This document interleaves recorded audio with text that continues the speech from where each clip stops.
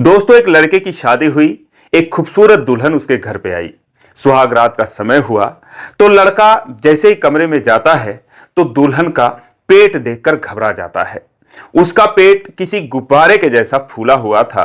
उसने जब दुल्हन से इसका कारण पूछा तो दुल्हन ने कहा कि मुझे गैस की बीमारी है और कभी कभी ऐसे ही मेरा पेट फूल जाता है, तो आप थोड़ा मुझसे दूर रहिए और मेरे पेट में दर्द हो रहा है। दूल्हे ने सोचा, चलो कोई बात नहीं, आज नहीं तो कल सुहाग रात मना लेंगे, परसों मना लेंगे। उसके बाद वो भी शादी विवाह में थका हुआ था, वो सो जाता है। लेकिन जब सुबह उसकी आंख खुलती है तो उसकी जो पत्नी थी वो दर्द से तड़प रही थी। औरतें उससे तरह तरह का सवाल कर रही थी कि तूने क्या किया रात में इसके साथ। लड़के ने कहा कि ऐसी तो कोई बात हुई ही नहीं। वो गैस वाली बात बताता है तो औरतें कहती हैं कि गैस कुछ ज्यादा ही हो गया है और जल्दी से इसको अस्पताल लेकर जाओ। लेकिन वो जो दुल्हन थी वो अपने मायके जाने की जिद पर अड़ी हुई थी।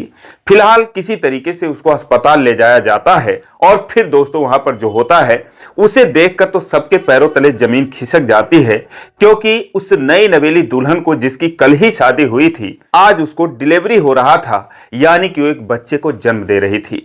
कुछ ही देर बाद एक 2.5 किलो के सुंदर से बच्चे की नॉर्मल डिलीवरी करती है। उसके बाद डॉक्टर आते हैं, लड़के से कहते हैं कि बधाई हो, तुम बाप बन गए और कुछ नेक चार हमको दीजिए। दोस्तों, लड़का कहता है कि अभी तो मेरी कल शादी हुई है, आज मैं कैसे बाप बन सकता हूं। लेकिन दोस्तों, सबसे बड़ा सवाल कि आखिर उस बच्चे का बाप कौन था, और 9 महीने की एक प्रेग्नेंट लड़की की शादी भी हो गई, किसी को पता कैसे नहीं चला। दोस्तों, एक बहुत ही रोचक कहानी है, आइए जानते हैं पूरी कहानी इस वीडियो में। लेकिन वीडियो में आगे बढ़ने से पहले बस वही रिक्वेस्ट, वीडियो को लाइक कर दीजिए, चैनल को भी सब्सक्राइब कर लीजिए ताकि मेरा हौसला बढ़ता रहे। दोस्तों, ये कहानी है प्रयागराज की। महाकुंभ का मेला तो खत्म हो गया है, लेकिन प्रयागराज की जो कहानियां हैं वो खत्म होने का नाम ही नहीं ले रही हैं। ये एक ऐसी कहानी है जिसे सुनने के बाद आप यही कहेंगे कि घोर कलयुग आ गया है, मानव प्रजाति जो है विलुप्त होने के कगार पर है, उसे बचाने की आवश्यकता है। तो दोस्तों, एक कहानी प्रयागराज की है। एक शर्मा परिवार में एक लड़के की शादी तय होती है, लेकिन कई मौके ऐसे आते हैं कि जब वो शादी की बात होते होते बात कैंसिल हो जाती थी, क्योंकि लेन देन का चक्कर था, कुछ मामला फंसा हुआ था। लेकिन फिर जो लड़के के जीजा थे वो इस शादी के अगुआ बनते हैं और अक्टूबर 2024 में आखिरकार बात फाइनल होती है कि फरवरी 2025 में शादी होगी। उसके अनुसार 20 तारीख को तिलक था, 24 तारीख को शादी थी, 25 तारीख को विदाई थी। यहां तक कार्यक्रम तय था। लेकिन दोस्तों, 26 तारीख को बच्चा भी हो जाएगा, किसी ने सपने में भी नहीं सोचा था।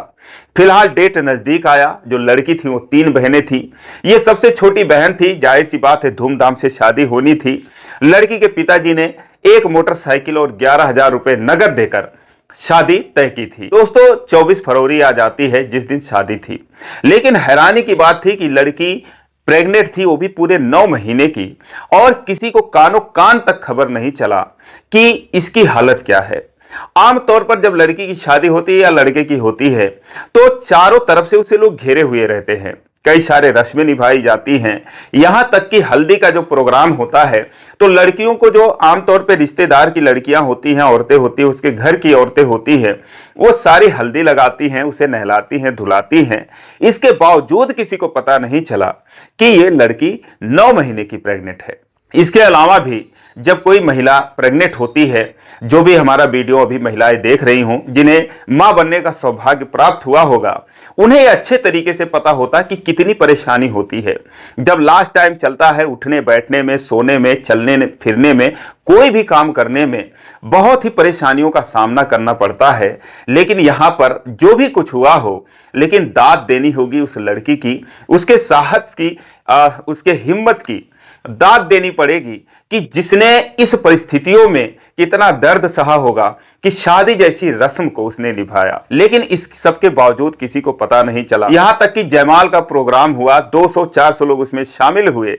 जो कैमरामैन होते हैं, जो कि आजकल किसी भी शादी समारोह को कचरा बनाकर रख देते हैं, वो कैमरा लेकर घुसे रहते हैं, हर मोमेंट पर 10-10 फोटो खींचते हैं, वीडियो बनाते हैं, और दुल्हन के सबसे करीब वही रहते हैं जब तक शादी हो नहीं जाती।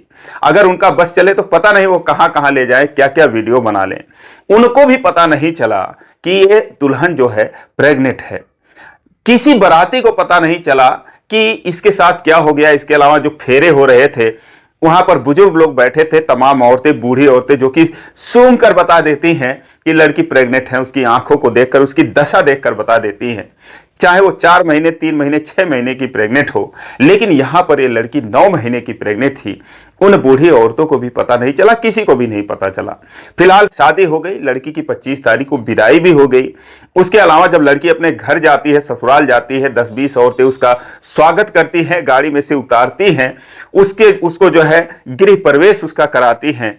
और उसके बाद उसी शाम को कथा का प्रोग्राम रखा जाता है। नई नवेली दुल्हन और दूल्हे को कथा सुनाई जाती है, मंगल गीत गाए जाते हैं। उस समय जो लड़की थी वो साड़ी पहन रखी थी, लेकिन फिर भी किसी को पता नहीं चला। लेकिन जब शादी हो रही थी तो जो लड़के पक्ष से बहुत सारी औरतें बारात में भी गई थी, जो कि आजकल आम बात है। तो दूल्हे की एक बहन थी जो कि युवा थी, उन्हें हर चीज की जानकारी थी, समझदार थी, कोई बच्ची थी नहीं। उन्होंने ये जरूर नोटिस किया कि जो दुल्हन है वो लहंगा आमतौर पर कमर पर पहनती हैं, बहुत ही नीचे पहनती हैं, लेकिन जो ये दुल्हन थी वो एकदम पेट के ऊपर पहन रखी थी। लहंगे के अंदर उसने पेट को छुपा रखा था। जब दूल्हे की बहन ने पूछा कि भाभी आप लहंगा इस तरीके से क्यों पहन रखी है, इतना ऊपर कौन पहनता है, तो वो कहती है कि पार्लर वाली ने ऐसे पहना दिया, हमारे यहाँ जो पार्लर वाली आती है ऐसे ही पहनाती है। दूल्हे की बहन ने कहा चलो अच्छी बात है, उसने जो है मान मर्यादा का ख्याल रखा, वरना दुल्हन का पेट दिखता तो अच्छा नहीं होता। फिलहाल यहां पर जो है बात खुलते खुलते रह गई और दूल्हे की बहन को भी पता नहीं चला। विदाई हो गई। अब उधर जो है सारा कुछ हो गया। रात का समय हुआ, जब दूल्हा अपने कमरे में गया, तब तक जो दुल्हन थी बहुत थक चुकी थी, जाहिर सी बात है, उसको दर्द शुरू हो गया। वो अपना पेट पकड़कर बेड पर लेटी हुई थी, अपने पेट को सहला रही थी। तभी जो दूल्हे की एंट्री होती है, जैसे ही वो कमरे में घुसता है तो उसकी नजर दुल्हन के पेट पर ही पड़ती है। वो देखकर घबरा जाता है क्योंकि पेट पूरी तरीके से फूला हुआ था। इसका कारण जब दुल्हन से पूछता है तो गैस वाली कहानी बताती है कि मुझे गैस बनती है और आज के दिन मुझे माफ कर दो, सो जाओ और जो भी होगा कल होगा। दूल्हा भी मान जाता है, कहता है यार घर की चीज है, रहेगी महीना 2 महीना, कहाँ चली जाएगी, और चलो इसका सम्मान करते हैं, गैस बना हुआ है। पूछता है दवा वगैरह ले आऊं, उसने बोली दवा की जरूरत नहीं है और सो जाओ। दोस्तों उसी बेड पर, चूंकि डबल बेड था तो एक किनारे वो सो जाता है, एक किनारे ये सो जाती है। लेकिन जब सुबह हुई, सुबह होने से पहले घर में हंगामा मचा हुआ था, क्योंकि जो दुल्हन थी उसके पेट में भयंकर दर्द उठा हुआ था। वो कराह रही थी, चिल्ला रही थी। अब सारी जो उसकी बहन थी, लड़के की बहन थी, वो आकर अपने भाई को जगाती है। उसके बाद वो और औरतों को बताती है कि भाभी के साथ ऐसा ऐसा हुआ है, पेट में दर्द कर रहा है। अब सारी औरतें आती हैं जो कि उसके पद में उसकी भाभी वगैरह लगती थी, उससे मजाक करने लगती हैं कि ऐसा क्या किया तुमने रात में, इस तरीके से बहू के पेट में दर्द हो रहा है। उसने बोला कि ऐसी तो कोई बात नहीं। उसने वही गैस वाली कहानी बता दी कि ऐसे ऐसे हुआ और फिर ये अलग सो गई, मैं अलग सो गया, ऐसा तो मैंने कुछ किया ही नहीं है। लेकिन फिलहाल अगर इस तरीके से है तो फिर चलो इसको हॉस्पिटल ले चलकर दिखाते हैं। लेकिन जो दुल्हन थी उसको पता था कि उसके साथ क्या हुआ, माजरा क्या है और क्या होने वाला है। वो बचने का उपाय ढूंढने लगती है।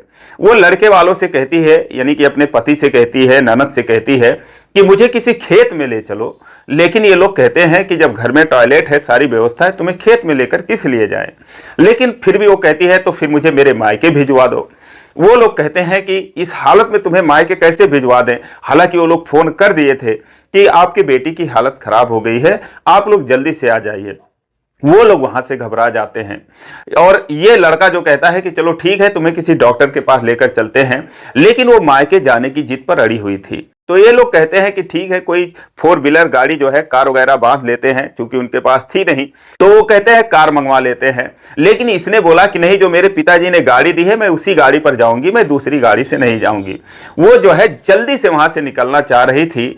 लेकिन जो पति था वो कहता है कि ऐसे कैसे, और दर्द से तड़पते हुए पत्नी को अपने में मायके भिजवा दूं। वो उसे लेकर जाता है एक डॉक्टर के पास। अब उन्हें पता नहीं अंदाजा लगा कि नहीं लगा। फिलहाल उन्होंने दर्द की दवाई दे दी, इंजेक्शन लगा दी। कुछ टाइम के लिए दर्द शांत रहा। लेकिन दोस्तों ये जो दर्द था, ये बच्चा होने का दर्द था, लेबर पेन हो रहा था, तो ये मिटने का नाम नहीं ले रहा था। वो चक्कर पे चक्कर उसी घर में काटे जा रही थी। उसकी परेशानी को कोई समझने वाला था नहीं। वो बस मायके जाने की जिद पर लगाई हुई थी। तब लड़के ने कहा कि चलो तुम्हें किसी बड़े अस्पताल में लेकर चलते हैं। अब जैसे ही उस दुल्हन को लोग बड़े अस्पताल लेकर जाते हैं, सामुदायिक स्वास्थ्य केंद्र पर लेकर जाते हैं। वहां पर नर्स वगैरह थी। जैसे ही वो जांच करती हैं तो उसके बाद कहती हैं कि सारी सच्चाई बताती हैं, कहती हैं ये तो बच्चा होने वाला है और जो भी हो रहा है वो प्रसव पीड़ा हो रहा है। इतना सुनते ही सारे लोग हैरान हो जाते हैं, क्योंकि सिर्फ लड़का ही उसको लेकर गया था। तो वो जो है अपने घर पर फोन कर देता है अपनी बहन को, अपनी माँ को, सबको, कि यहां पर तो ऐसी ऐसी बात हो रही है और तुम लोग फौरन आओ। अब वो लोग वहां से चलते हैं, आकर अस्पताल में देखते हैं। जब तक पहुंचते हैं तब तक दोस्तों नॉर्मल तरीके से एक बेटे का जन्म हो चुका था, जो कि 2.5 किलो का एकदम स्वस्थ बच्चा होता है, उसका जन्म हो चुका था। अब सारे लोग बच्चे को देखकर हैरान कि परसों शादी हुई, आज जो है बच्चा। जो नर्स थी वो कहती है कोई लेडीज है तो लेडीज को बुला दो। तो उसकी बहन जो थी लड़के की, वो जाती है, कहती है आप कौन हो? कहती है कि मैं तो दूल्हे की बहन हूं। कहती है इसका मतलब इस लड़के की तुम बुआ हो। अब कहती है कुछ भी समझ लो। उससे वो लोग नेक मांगने लगती हैं। वो कहती है मैं कहां से नेक दूं, ऐसी ऐसी बात है और तुम लोग और दिमाग खराब कर रहे हो आप लोग। उसके बाद दोस्तों फिर उसके माता पिता को फोन किया जाता है दुल्हन के कुछ ही देर में, और लड़की के माता पिता और भाई भी वहां पर आ जाते हैं। अब हंगामा होता है, सारे लोग लड़की से पूछते हैं कि ये बताओ बच्चा किसका है? वो कहती है कि मेरे पति का है। पति कहता है कैसे मेरा हो सकता है, अभी तुम कल ही मेरे घर आई, आज कैसे हो जाएगा? तो उसने कहा जो तुम पहले आते थे मेरे पास तभी का है। लड़के ने कहा कि 4 महीने, अभी अक्टूबर नवंबर में शादी उनकी तय हुई थी। उसके बाद 1-2 बार वो जरूर गया था। वो बोलता है कि मैं 1-2 बार गया था, लेकिन लोगों के मौजूदगी के बीच में मैं गया था, वहां पर कुछ ही देर बैठा था, फिर चला आया था। चलो मान लो अगर तुम ये भी ब्लेम लगा रहे हो कि मेरा तुमसे संपर्क हुआ है, तो भी 3 ही 4 महीने हुआ है और ये एकदम नॉर्मल डिलीवरी 9 महीने के बाद हुई है। फिलहाल बहुत हंगामा होता है। वो लोग जो लड़की वाले थे अपनी बेटी को वहां से लिवा कर चले जाते हैं, बच्चे को लेकर चले जाते हैं। और इधर जो है दोस्तों जो लड़के के घर वाले थे वो हैरान परेशान, बिल्कुल लुटे पिटे खुद को महसूस कर रहे थे। आगे की कार्रवाई इसमें चल रही है। जो लड़की वाले हैं वो कह रहे हैं कि बच्चा तो हम अपने पास रखेंगे, लेकिन लड़की को, हमारी लड़की को उनको ले जाना पड़ेगा, वो अपने ससुराल में रहेगी। यही सब बातें हो रही हैं। लेकिन सबसे हैरानी की बात यह है कि एक 9 महीने लेडीज को कैसे सारे लोगों ने नहीं पहचाना, उनके आंखों में क्या हो गया था। और दूसरी बात यह है कि आखिर गलती किसकी थी, उस बच्चे का क्या होना चाहिए, किसके पास रहना चाहिए, लड़की किसके पास रहनी चाहिए? आप कमेंट करके जरूर बताएं, इस पर अपनी राय जरूर दीजिए। आज के लिए बस इतना ही। वीडियो अच्छी लगी हो तो लाइक नहीं किया तो लाइक कर दीजिए, चैनल को सब्सक्राइब कर लीजिए इसी प्रकार की कहानियों के लिए। फिर मिलेंगे अगले वीडियो में, तब तक के लिए जय हिंद।